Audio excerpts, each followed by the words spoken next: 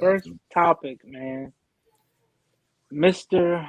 Amari Cooper is likely according to Adam Schefter, likely out of Dallas before March 20th, where he will be guaranteed $20 million.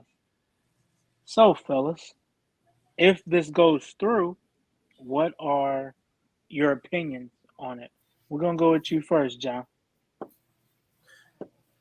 Oh man, like if they don't cut him, or right, if they trade him, whoever he gets traded to owes him $20 million.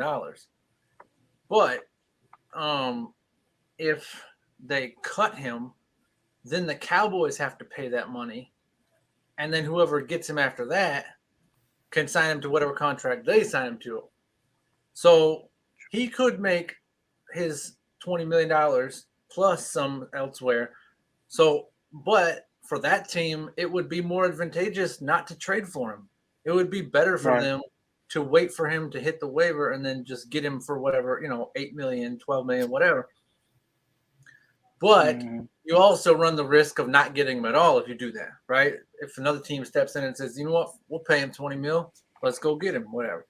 Right? It's a 1 year contract, right? Because after this, none of the rest, he's got 3 years, 60 million left, but only this year is guaranteed. So the other 40 million not guaranteed. And by the way, I'm going off topic here, but like I know Walt said we're not gonna talk about Kyler, but like this is when people say Kyler's greedy and all that stuff, and this is why he does it because teams do it too.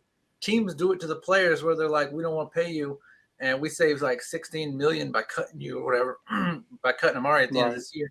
So this is why Kyler's trying to get his money now because if he has a down season, an injury season, whatever, he could have no contract coming up. You know what I mean? He could be traded away for whatever. We've seen him do it with Cam and other guys. So You ain't gonna be able to get no contract because you keep taking down their pictures on social media.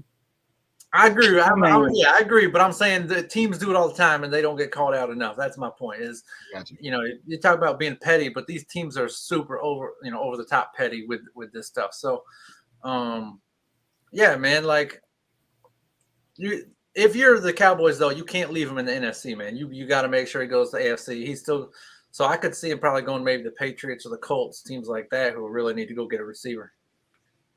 the Colts, they worried about a quarterback, but They that's got Mitch, baby. They're getting Mitch, baby. They're fine. They got Mitch. I'm gonna leave that alone. Go ahead. But What you got, bro? yeah, that's John made some great points. But I mean, honestly, I was gonna say like, is he really worth still the 20 million though? Like he was what third best on the Cowboys last year, and what Yeah. CD Lamb led the team last year in receiving yards. So I mean, I'm not saying that he can't still be a top receiver, but I just feel like, I mean, I feel like, well, he's still going to get his money regardless. I should say that he's going to get his money regardless. But I just feel like, me personally, I just don't feel like he's worth the 20 million, honestly. But saying that though, I still don't mind him if he would come to the Browns though. But there was like 4 teams that he said he was interested in going into. They said Green Bay possibly, depending on if they can get the Aaron Rodgers situation together or not. Second team was the Kansas City Chiefs, which we already know how that setup is, but that defense is, still skeptical a little bit. So, he'll just pretty much just add more firepower to the Chiefs. And the third team was the Baltimore Ravens, which I actually think that's probably the best scenario for him, honestly, going to the Baltimore Ravens. You know, with the defense possibly coming back healthy, getting Marcus Peters back, and then he can help out with, Lamar Jackson and, help that offense as well. But yeah, I just felt like that is probably the best option for him if he gets picked up in the free agency. I should say, that would be some good teams he can go to. I should say. Yeah, I agree. But I think the one glaring thing we're not paying attention to is, are the Cowboys saying without saying they believe in CD Lamb as the number one guy? I Because mean, I mean we've seen this before though, where the second guy, he looks great. He looks great, but you got a nice number one that takes a lot of pressure off you. Like Calvin Ridley and Julio Jones. Like Antonio Brown and Juju. So the way I look at it is they're pretty much telling Amari, look, you not what we thought you were. You got, you're good here. You're good in certain moments of the season, but you're not consistent. And I think Jerry is saying what I was saying. We're gonna ride with CD. We're gonna see what he can do as a number one. Hopefully Gallup can get it together. And then Cedric Wilson can come along and instead of being a fourth string guy, he can be second or third string. So I think that's what the Cowboys are really telling him. And honestly, with Amari, you never really know with him. You know, some days he's on, some days he's off. They always got that running joke. He only plays well in Dallas. That's a problem if you're a $20 million receiver. We need you to be just as productive away from home as you are at home. So, I mean, I don't know. I don't know. I think the I best, don't think that the I don't think the Cowboys are not going to go get someone though. Now I don't know who that player is, and I don't know if he's going to be as good as Amari, but I don't think they're not going to. I think they sign another receiver before the season starts. now, Yeah, I mean, there's still some but good I think receivers. I, but I think they need to look at that offensive line. They need to look at another running back. Because I was telling somebody earlier, I believe, me personally, they're going to do the same thing with Zeke. Unless Zeke has a I don't no know, man. release or no trade clause. Jerry Jones, from what he talks like, he sounds like he really likes Zeke, man. Yeah, I was Zeke, just about to say he sounds like Zeke, he loves Zeke. Yeah, yeah, he sounds like. you can say that, but it took Zeke 17 games last season to rush for 1,000 yards. Well, right, that's what I'm saying. That's part of keeping Zeke around is taking touches off him.